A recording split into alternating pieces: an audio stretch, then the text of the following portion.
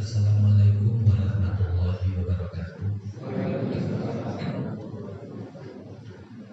Alhamdulillah alladzi ja'ala ilma taharatal nufus wa hadiyatan ilal haq wa nuran lil basair wa tariqan ilal jannah. Asyhadu an la ilaha illallah wahdahu la syarika lah wa asyhadu anna Muhammadan abduhu wa rasuluhu la nabiyya ba'dahu. Allahumma salli wa sallim wa barik ala hadzal nabiyil karim nabiyina Muhammadin wa ala alihi wa sahbihi ajmain. Bapak Ibu jamaah sekalian rahimakumullah.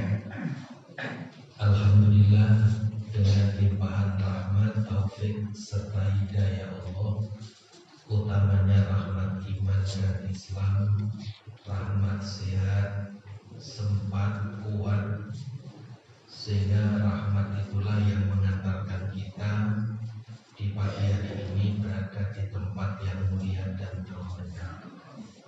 Di saat yang sama banyak orang yang sudah mulai gugut dari semalaman, nggak tahu apa yang dikerjakan, dan mulai buka dasar untuk mencari kehidupan, sementara kewajiban utama untuk beribadah kepada Allah diabaikan. Maka kita harus bersyukur karena kita masih diberi hidayah dan inayah serta taufik, sehingga pagi ini kita berada di tempat yang mulia dan terhormat.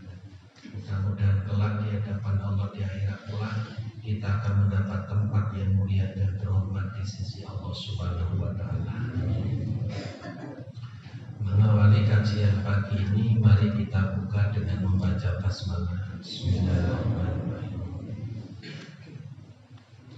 Bapak Ibu yang dimuliakan Allah, kita masih melanjutkan materi tentang pertolongan yang diberikan Allah kepada para hamba dengan satu sebab, dengan berbagai sebab, sebagaimana yang disampaikan oleh Rasulullah SAW. Kita sampai pada pertolongan keempat, bahwa sholat menyelamatkan dari malaikat azab. Jamaah sekalian, pertolongan yang diberikan Allah kepada umat Nabi Muhammad di saat dikelilingi malaikat azab adalah ibadah sholat. Diriwayatkan oleh Tirmizi Al-Hakim dalam kitabnya Nawadir Al-Usul dari ayahnya, dari Abdullah bin Nafi, dari Ibnu Abu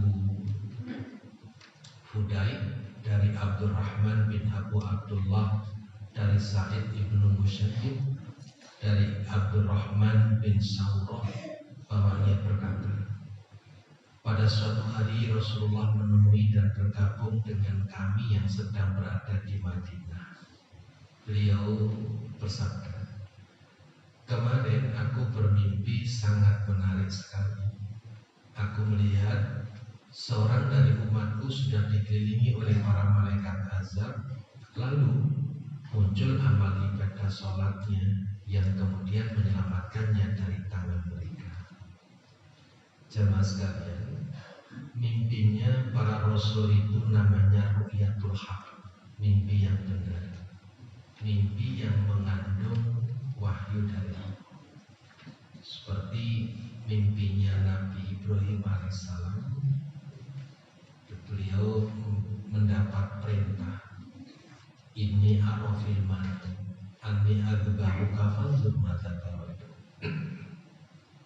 Karena itu mimpi seorang rasul itu bisa menjadi panduan hidup, apalagi beliau kemudian menjelaskan kepada kaumnya seperti yang dilakukan oleh Rasulullah SAW.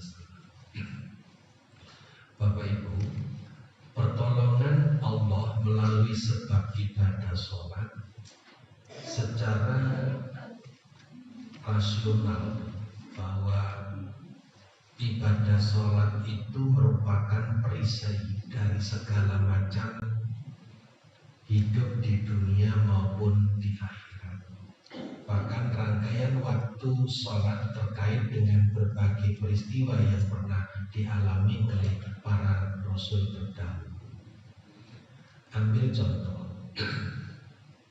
Ali bin Abi Thalib radhiyallahu anhu berkata, sewaktu Rasulullah duduk bersama para sahabat Muhajirin dan Ansor, maka dengan tiba-tiba datanglah satu rombongan orang-orang Yahudi lalu berkata, "Ya Muhammad, kami hendak bertanya kepada kamu kalimat-kalimat yang telah diberikan oleh Allah kepada Nabi Musa, yang tidak diberikan kecuali kepada para utusan Allah atau malaikat muqarrabin."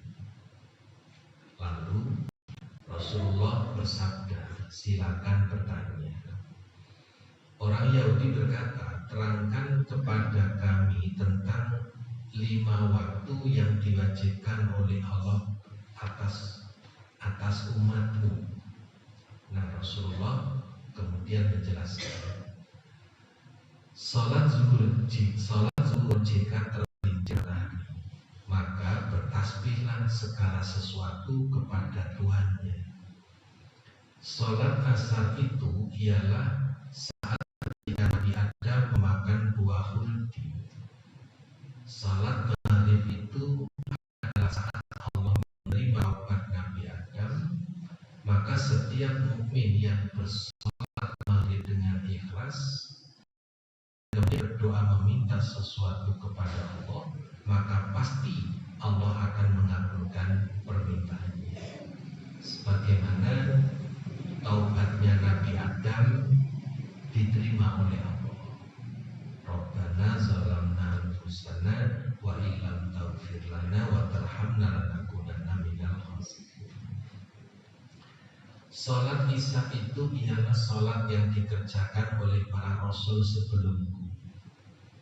Salat subuh adalah sebelum terbit matahari. Ini karena apabila matahari terbitnya di antara 2 tanduk setan, dan disitulah sujudnya setiap orang kafir. Nah, di sini berbeda. Jadi kalau orang kafir itu sujudnya kepada matahari, sedangkan umat Islam itu, orang beriman itu sujud kepada Allah. Karena itu apa yang menjadi jawaban Rasul ini kemudian tertuang dalam surat Al-Isra 78. Sangat jelas sekali, aqimis sholata liduluki syamsi ila wasaqil laili wa qur'an al-fajr. Inna qur'an al-fajri kana masyhuda. Dirikanlah sholat dari sesudah matahari tergelincir sampai gelap malam. Dan dirikanlah pula sholat subuh, sesungguhnya sholat subuh itu disaksikan oleh malaikat. Nah, Bapak Ibu, berdasarkan Al-Isra 78 ini, maka rumpun sholat itu ada rumpun siang dan ada rumpun malam. Yang disebut tergelincir matahari itu ya sejak zuhur sampai sholat asar. Dan sampai gelap malam ya rumpun malam, maghrib, isya, dan kemudian subuh. Berdasarkan penjelasan Rasul ketika menjawab pertanyaan Yahudi ini, maka sesungguhnya hidup manusia itu harus diatur dengan waktu. Dan waktu yang paling utama adalah waktu sholat. Maka semua kegiatan, bukan waktu sholat yang menyesuaikan kita, tapi jadwal waktu kegiatan kita ini yang harus menyesuaikan dengan waktu sholat. Mengapa? Karena waktu sholat itu sudah ditetapkan oleh Allah sejak zaman para nabi. Apalagi ditegaskan dalam Al-Quran, inna sholata kanat alal mu'minina kitaban mawquta. Sesungguhnya sholat itu diperintahkan, diwajibkan kepada orang beriman dengan waktu yang telah ditetapkan. Jadi sebelum kita lahir, waktu sholat sudah ada. Karena itu kalau orang itu sibuk sampai mengabaikan waktu sholat, ya ini keterlaluan. Karena itu bukan waktu sholat yang menyesuaikan kegiatan kita lah yang harus mempertimbangkan waktu sholat. Karena waktu sholat itu jauh lebih penting daripada waktu kegiatan yang kita gunakan. Orang hidup itu berjalan di atas umur, di atas waktu. Karena itu harus mengikuti perjalanan waktu. Kalau tidak akan tergilas oleh waktu. Dan jangan sampai waktu gara-gara waktu sholat ini apa akhirnya tertunda. Jangan pernah mengatakan kalimat seperti itu. Kualitas hidup manusia itu tergantung dalam manajemen sholat. Jika kita memelihara sholat, Allah pasti memelihara kita.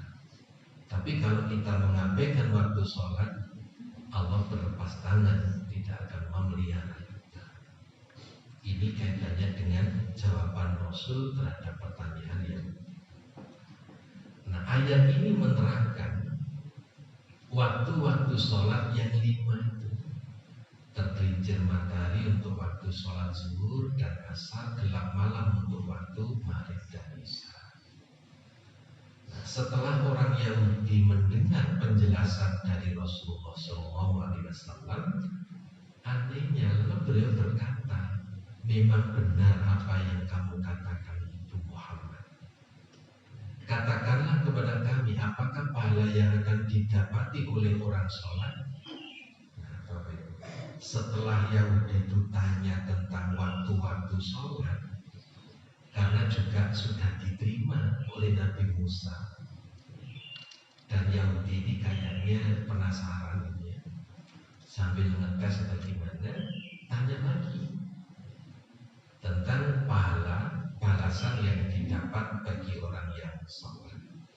Rasulullah bersabda, jagalah waktu-waktu sholat, terutama sholat yang pertengahan. Sholat zuhur pada saat itu nyalanya neraka jahanam. Orang mukmin yang mengerjakan sholat pada ketika itu akan diharamkan ke atasnya api neraka jahanam pada hari kiamat. Ini balasan yang istimewa dari Allah. Orang yang sholat zuhur akan diselamatkan dari azab api neraka jahanam. Hafidhu ala sholawati was sholatil wusta wa qumu lillahi qanitin. Peliharalah semua sholatmu dan peliharalah sholat wusta. Berdirilah untuk Allah dalam sholatmu dengan khusyuk. Al-Baqarah 238 ini simpel sekali. Ayatnya pendek, namun memiliki jangkauan kesuksesan yang luar biasa. Allah langsung vulgar menyuruh kita tanpa basa-basi, hafidhu ala sholawat, peliharalah, jagalah sholatmu semua sholat. Dan Allah menambahkan wassolatil wusta, sholat wusta. Bapak Ibu yang dirahmati Allah, sholat wusta itu sholat yang di tengah-tengah dan yang paling utama. Ada yang berpendapat bahwa yang dimaksud dengan sholat wusta itu adalah sholat asar. Ini pendapat yang kuat. Menurut kebanyakan ahli hadis, ayat ini menekankan agar semua sholat itu dikerjakan dengan sebaik-baiknya.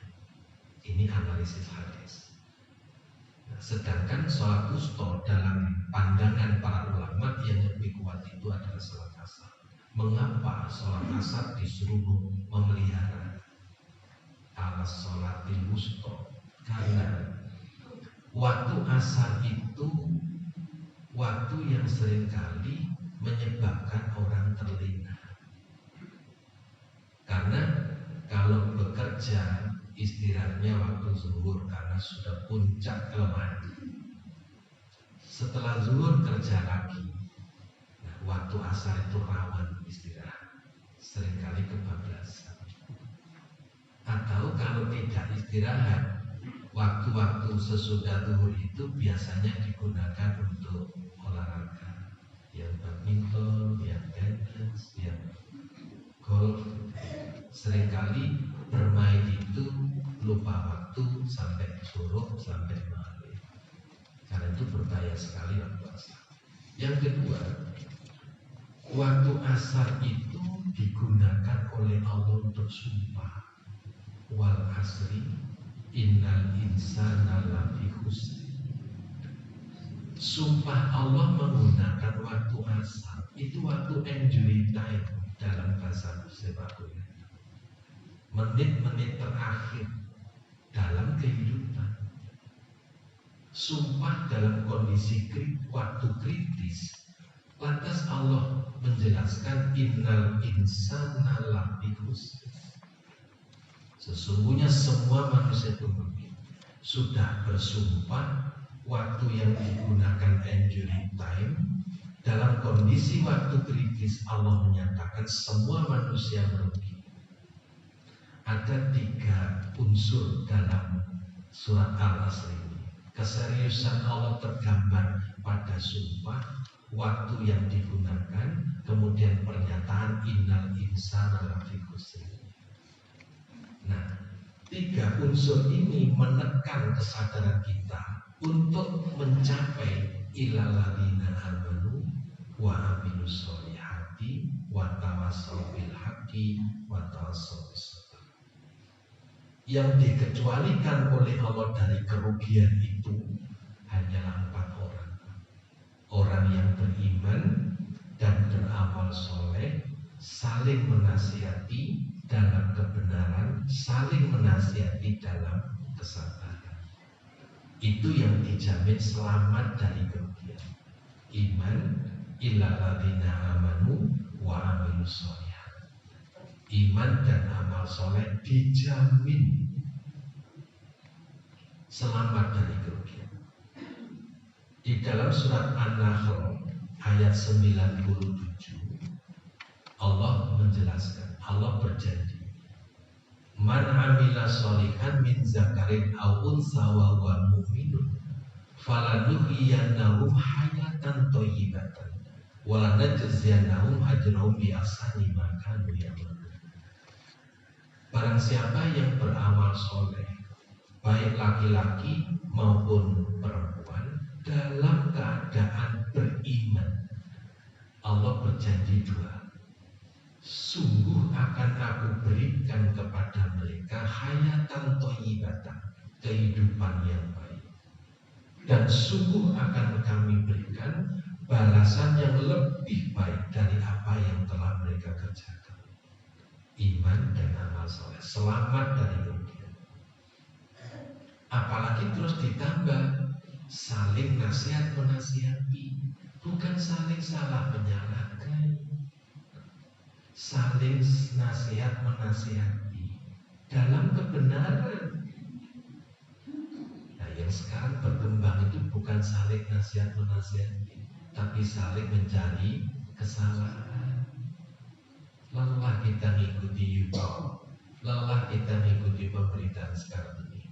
Tahun-tahun politik yang muncul adalah berita-berita yang menyedihkan, menyesakkan dada. Kenapa tidak watawassaw bil haqq? Berita yang muncul tentang korupsi saja, siang malam pagi petang beritanya korupsi.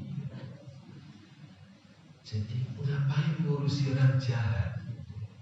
Dan mengapa timbul orang jahat yang menghabiskan energi untuk diurus, padahal masih banyak orang baik-baik yang perlu diurus. Kita sedang menghadapi bencana krisis, Pak. Krisis macam-macam, krisis nilai, krisis keyakinan, krisis moral, ngeri.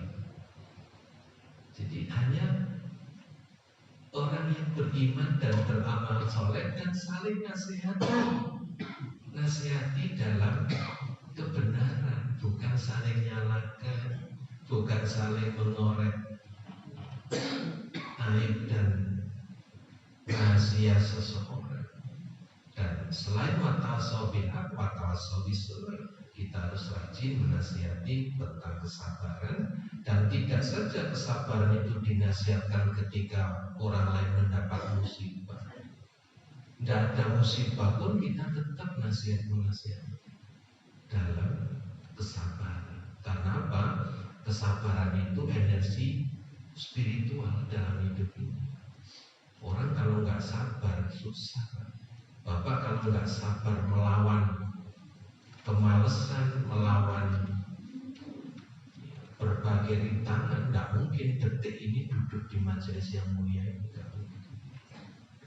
Karena itu as-sabru fil ibadah, sabar dalam beribadah itu termasuk wilayah sabar. Karena ibadah itu berat kecuali orang yang sabar. Ibadah itu berat terutama sholat kecuali orang yang khusyuk. Nah, Bapak di sini sudah termasuk hamba Allah yang khusyuk dalam sholat. Karena apa? Sudah bisa menghalau tantangan, hambatan ketika melaksanakan sholat. Nah, Bapak itu yang dirahmati Allah. Itu karena itu wal asri itu menjadi indikator, surat al asri itu menjadi indikator sholat wusta itu sholat asar, karena dijadikan Allah sumpah. Dan kemudian menit-menit terakhir itu masuk wilayah malam, yaitu maghrib. Nah Bapak Ibu, sabda Rasulullah lagi, manakala sholat asar adalah saat di mana Nabi Adam alaihissalam memakan buah ulvi. Kaitannya dengan sejarah. Jadi sholat wusta itu, sholat asar itu kaitannya dengan sejarah Nabi Adam melanggar yang dilarang oleh Allah. Wala taqrabu syajaratan. Allah sudah melarang, jangan dekati pohon ini agar kamu tidak teraniaya, menjadi orang yang teraniaya.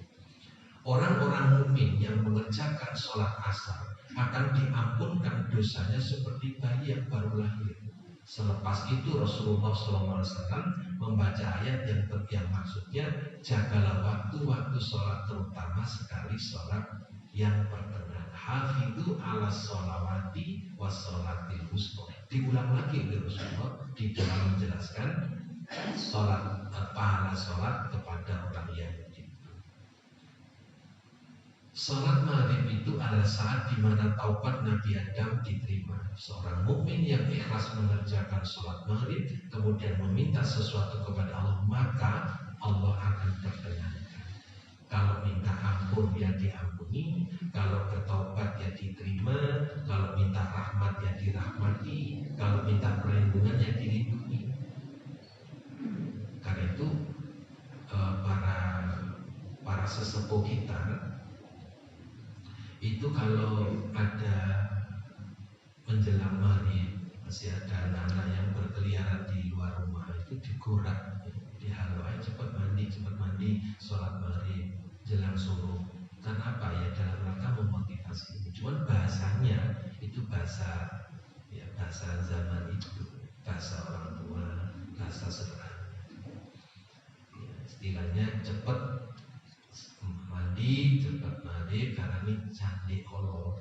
Pendekatannya begitu. Pendekatannya dekat marah bahaya. Padahal sesungguhnya ini.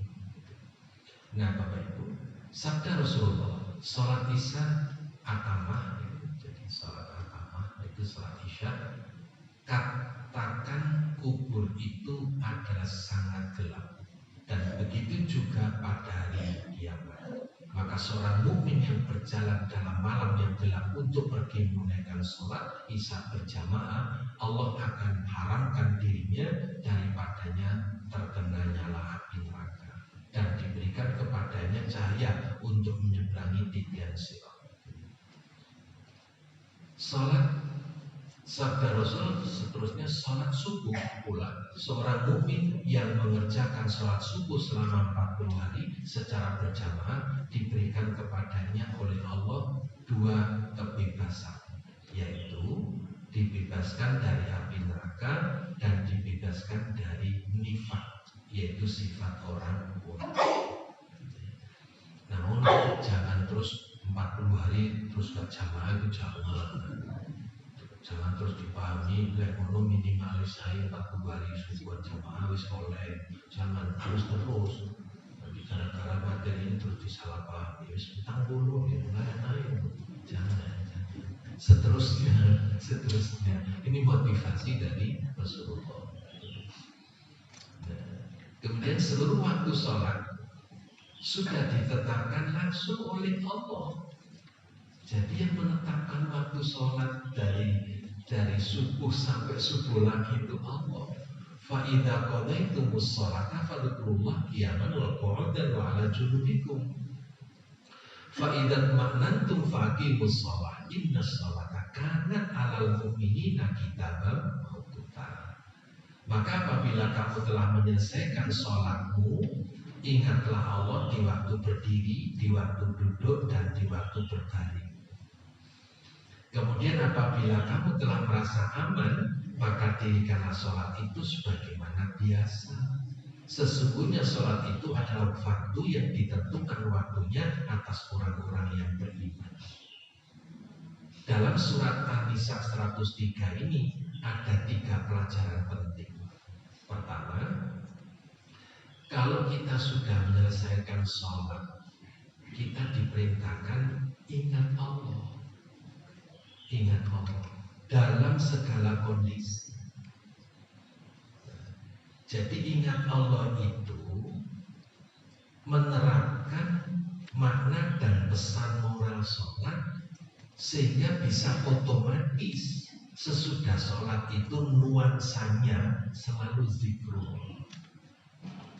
Kata kuncinya inna sholata tanha 'anil fahsya wal munkar. Sesungguhnya sholat itu mencegah manusia yang sholat dari perbuatan keji dan munkar. Maka ketika sholat kita terus beramal soleh, menjauhkan diri dari maksiat, itu sudah termasuk fadhkurullaha qiyaman wa qu'udan wa 'ala junubikum. Nah, itu kemudian diaplikasikan ketika berdagang. Ingat Allah, tidak boleh mengurangi sukata. Karena apa? Setelah sholat fadhkurullah qiyaman wa qu'udan wa 'ala junubikum. Sebagai pegawai nggak boleh ngedet, nggak boleh korupsi, nggak boleh manipulasi, nggak boleh markup. Karena apa? Fadhkurullah qiyaman wa qu'udan wa 'ala junubikum. Sesudah sholat. Jadi intensitas zikrullah itu terimplementasi dalam perilaku. Tidak terus kerja sambil komat kami, nimbang barang sambil komat kami. Tidak. Kesadaran mengingat Allah karena sesudah sholat nggak boleh melakukan perbuatan keji dan munkar. Itu poin pertama. Kemudian dalam kondisi emergensi, fa'idat ma'nantum faqimus sholat. Kemudian apabila kamu telah merasa aman, maka dirikanlah sholat itu. Jadi dalam kondisi tidak aman, ya kita bisa mendapat rukhsah sholat sesuai dengan kemampuannya, tidak kemana-mana, cukup cari tempat aman untuk sholat. Nah, mengapa demikian? Yang ketiga, karena pentingnya sholat terbukti pada penetapan waktu sholat jauh sebelum kita ada. Sehingga sekali lagi, waktu sholat itu mengatur hidup kita, memanage kehidupan kita. Sehingga kita mesti mengikuti seluruh kegiatan itu dengan waktu sholat. Bukan waktu sholat yang disesuaikan dengan waktu kegiatan kita. Nah, setelah orang Yahudi itu mendengar penjelasan dari Rasulullah SAW, maka mereka berkata lagi, memang benarlah apa yang kamu katakan itu, wahai Muhammad. Masih minta lagi. Kini katakan pula kepada kami semua, kenapa Allah mewajibkan puasa 30 hari ke atas umatmu? Memang Yahudi itu kan kerjanya ngeyel, tanya ngeyel, merengkel gitu ya, petakilan juga. Sabda Rasul, ketika Nabi Adam memakan buah pohon khuldi yang dilarang, lalu makanan itu tersangkut dalam perut Nabi Adam selama 30 hari. Kemudian Allah Subhanahu wa Ta'ala mewajibkan ke atas keturunan Adam berlapar selama 30 hari. Nah, sementara diizinkan makan di waktu malam itu adalah sebagai karunia Allah pada makhluknya. Jadi sangat humanis, sangat manusiawi puasa yang diwajibkan Allah kepada orang beriman. Andai kata puasa itu 24 jam, kayak apa? Karena kasih sayang Allah tidak membebani hamba kecuali sesuai dengan kemampuannya. Agar puasa itu berdampak positif, maka puasa cuma siang saja. Malam itu karunia Allah yang harus disyukuri. Dan itulah maka puasa itu, Ramadan disebut syahrul maghfirah, bulan ampunan. Karena apa? Untuk mengampuni dosa-dosa orang anak cucu Adam selama hidup. Selama 11 bulan dosa ngumpul, maka di bulan Ramadan orang puasa mendapat ampunan. Karena apa? Ramadan disebut sebagai syahrul maghfirah. Inilah filosofi mengapa puasa itu 30 hari. Kata orang Yahudi lagi, wahai Muhammad, memang benarlah apa yang kamu katakan itu. Ini terangkanlah kepada kami mengenai ganjaran pahala yang diperoleh daripada orang puasa. Tanya terus, Pak. Padahal Rasulullah itu sudah pernah berkhutbah bahwa orang yang semakin banyak tanya itu kalau dijawab semakin berat untuk menjalankan. Tapi dasar Yahudi, kalau bukan Yahudi bukan ngeyel kan itu. Nah, sabda Rasul, seorang hamba yang berpuasa dalam bulan Ramadan dengan ikhlas kepada Allah, dia akan diberikan oleh Allah Subhanahu wa taala 7 kebaikan. Kemarin sudah kita laksanakan. Insya Allah dapat 7. Akan dicairkan daging haram yang tumbuh dari badannya, daging yang tumbuh dari makanan yang haram. Jadi kalau makanan haram jadi darah dan daging, kan nggak ada dokter yang bisa operasi untuk mengeluarkan makanan haram itu. Namun yang bisa gelontor adalah puasa. Rahmat Allah senantiasa dekat dengannya. Qarib minal muhsinin. Sesungguhnya rahmat Allah itu dekat sekali dengan orang-orang yang beriman, dekat sekali dengan orang-orang yang berbuat kebajikan, dekat sekali dengan orang-orang yang soleh. 3, diberi oleh Allah sebaik-baik amal. Karena yang mengatur pahala puasa itu hanyalah Allah. Pahala untuk orang puasa itu nggak pakai tabel, nggak pakai tabel. Kan tabel pahala itu kan orang melaksanakan satu kebaikan dibalas 10, 70 sampai 700. Itu tabel. Sholat sendirian 1, sholat berjamaah dapat 70 derajat. Itu tabel. Tapi untuk puasa nggak ngikutin tabel. Allah atur sendiri karena puasa itu untuk Allah. Dijauhkan daripada merasa lapar dan dahaga. Jadi umumnya puasa itu ya lapar. Sejak zaman Nabi ada puasa itu ya lapar. Tapi orang berpuasa ketika niatnya kuat, seluruh organ tubuh ini dia sadar tidak menerima asupan. Karena itu orang puasa tidak merasa lapar. Diringankan baginya siksa kubur, siksa yang amat mengerikan. Diberikan cahaya oleh Allah pada hari kiamat untuk menyeberangi titian sirat. Dan yang ketujuh, Allah akan memberinya kemudahan masuk surga. Sebanyak 7 kemuliaan inilah yang diberikan Allah kepada orang yang berpuasa. Yahudi membenarkan lagi. Kata orang Yahudi, benar apa yang kamu katakan Muhammad. Katakan kepada kami kelebihanmu di antara semua para nabi. Tanya lagi. Dasar Yahudi. Sabda Rasulullah, seorang nabi menggunakan doa mustajabnya untuk membinasakan umatnya. Tetapi saya tetap menyimpan doa saya untuk saya gunakan memberi syafaat kepada umat saya di hari kiamat nanti. Ini beda istimewanya Rasul. Rasul-rasul terdahulu itu menggunakan senjata pamungkasnya. Biasanya sudah di atas segalanya, sudah kesabarannya sudah diubun-ubun, ujiannya dari kaumnya sudah keterlaluan seperti kaumnya Nabi Lut yang sekarang berkembang di mana-mana itu. dan yang akan diundang ke Indonesia. Wah, Nabi Lut doa mengeluarkan senjata pamungkas. Kemudian Nabi Nuh, Nabi Soleh,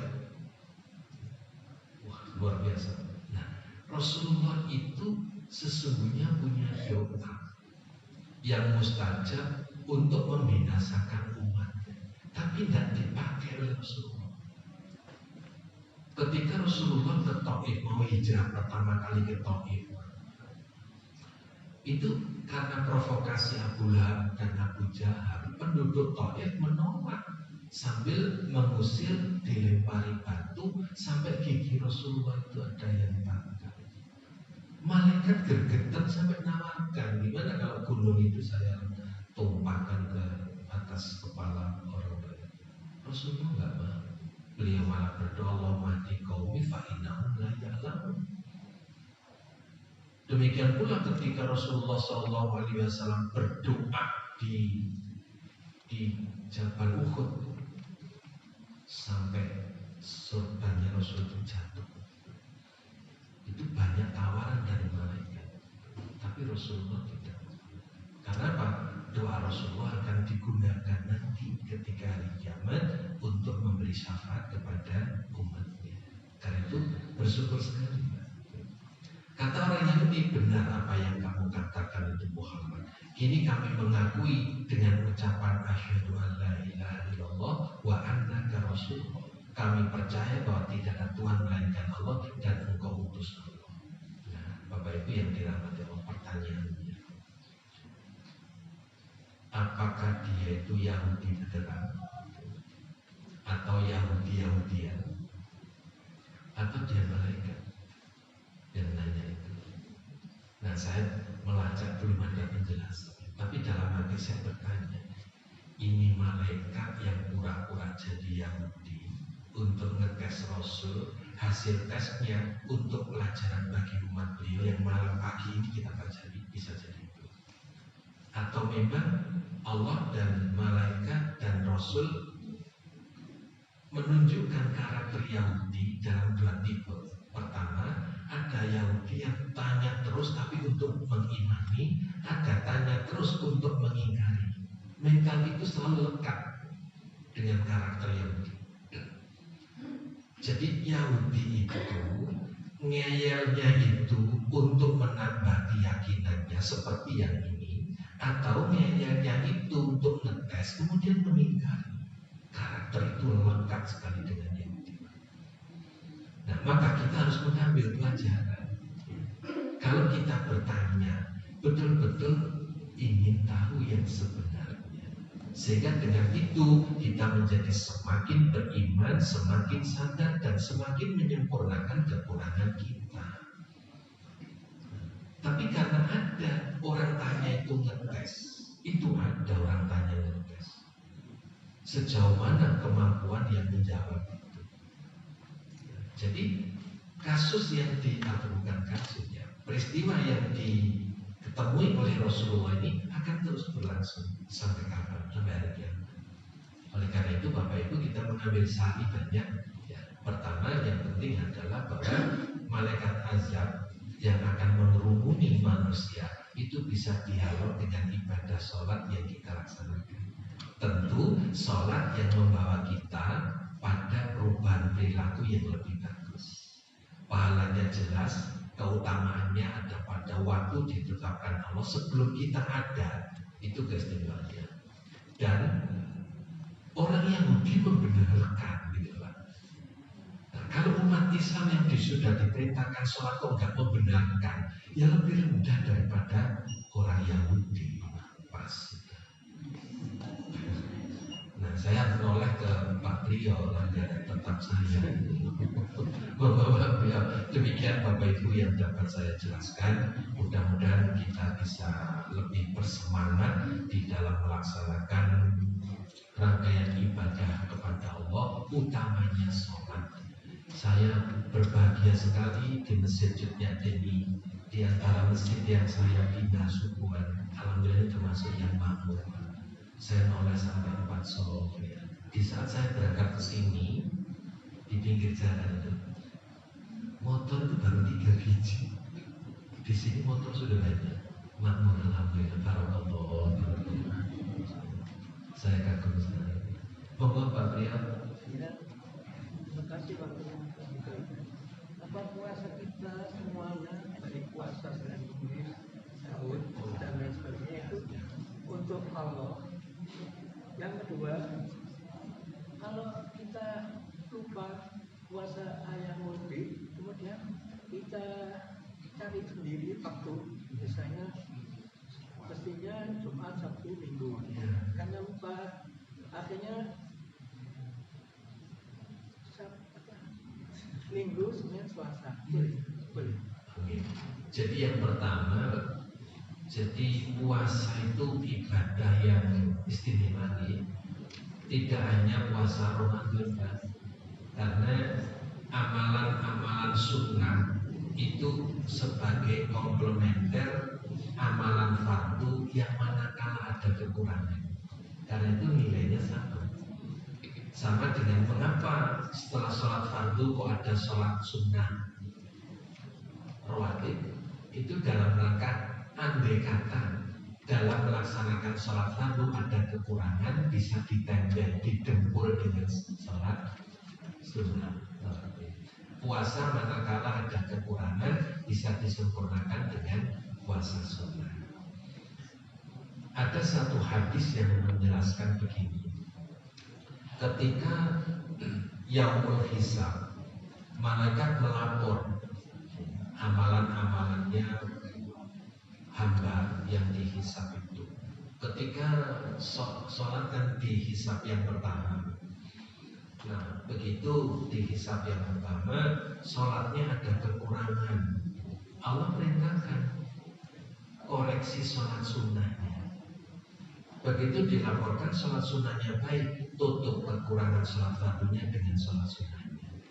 Nah, berdasarkan hadis ini bisa kita jadikan kias bahwa kalau ada kekurangan di puasa wajib bisa ditambah dengan puasa sunnah.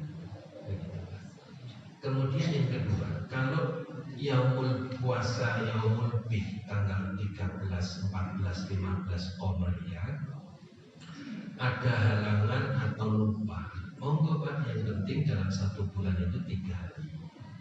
3 hari bisa disatukan dengan puasa Senin Kamis, bisa dipisahkan sendiri. Misalnya Seninnya sudah berarti Selasa, Rabu, Kamis. Kalau pas itu ya, kalau pas ya mungkin.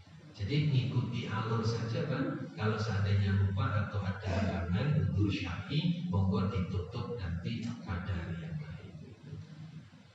Ada lagi yang mau ditanyakan? Silakan. Assalamualaikum. Waalaikumsalam. Dijelaskan bahwa sholat berjamaah itu yang pertama mengakhirkan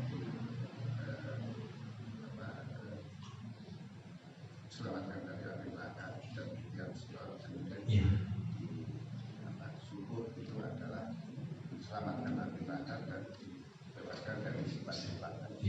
Nah, ini kan biasanya sholat berjamaah itu, nah, kalau di sini karena orang kebanyakan dilakukan oleh kaum pria.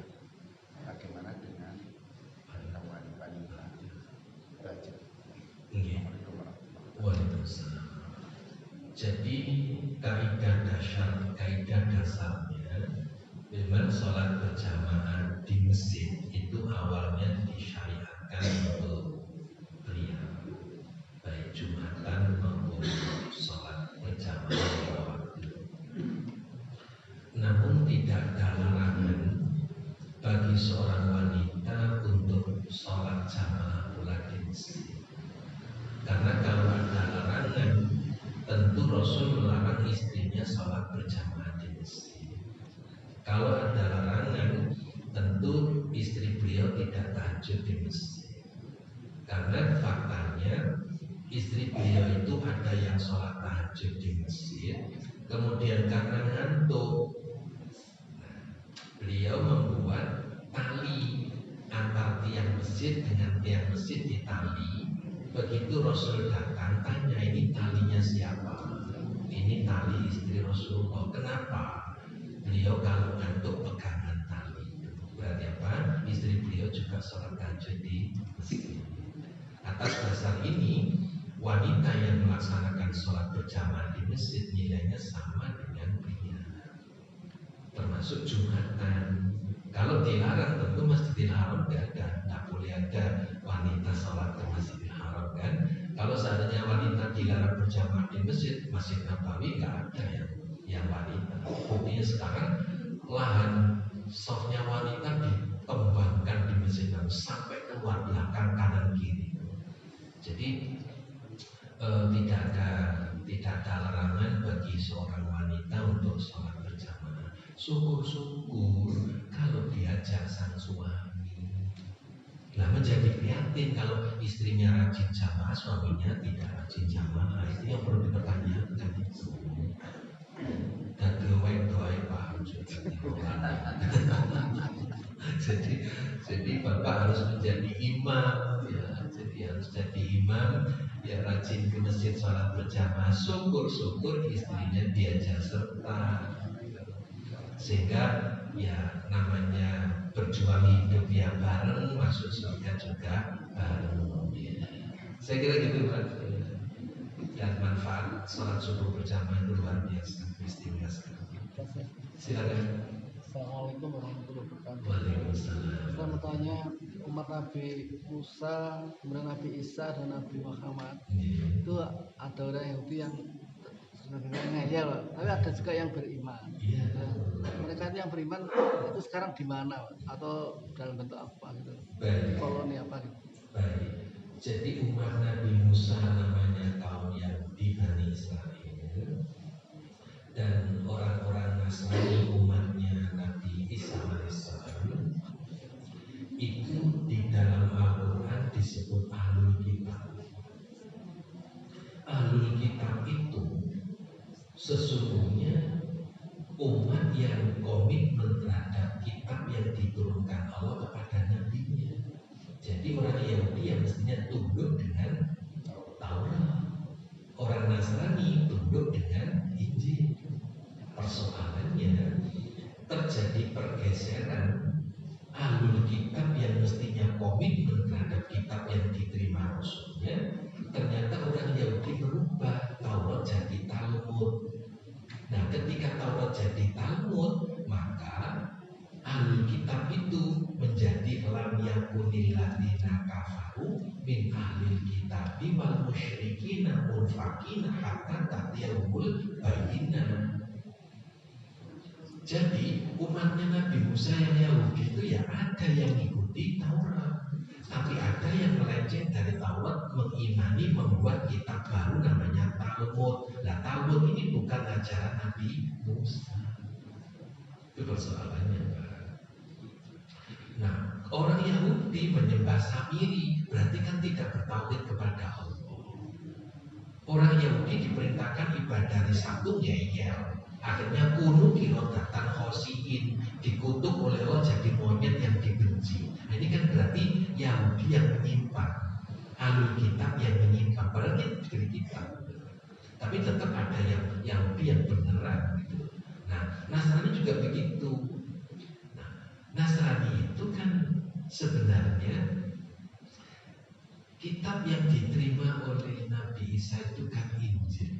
Pertanyaannya Injil yang mana?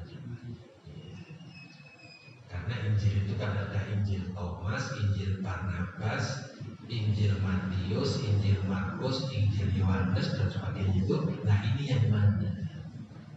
Profesor Ahmad Deedat melakukan penelitian terhadap Bible edisi revisi yang disempurnakan. Coba, Bible edisi revisi yang disempurnakan masih terdapat 51.000 kata yang salah. Ini penelitian Profesor Ahmad Deedat. Padahal Bible itu kata Pak Maurice Bukhari itu penggabungan perjanjian lama namanya Taurat dan perjanjian baru namanya Injil. Digabung Taurat sama Injil jadi Bible. Yang nyuruh siapa?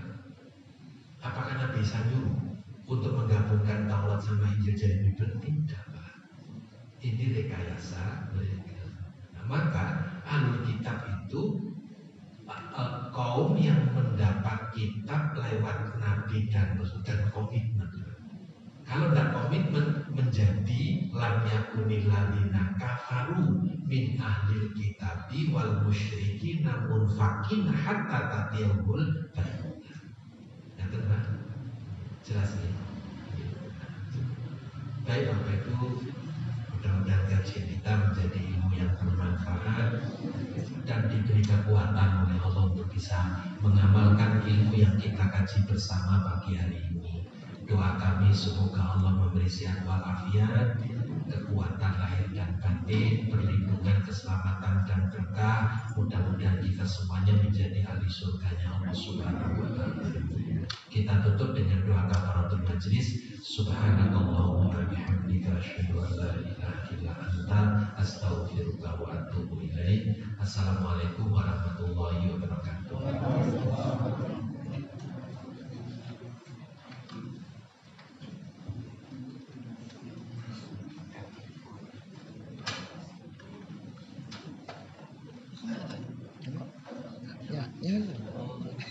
Gelap ya.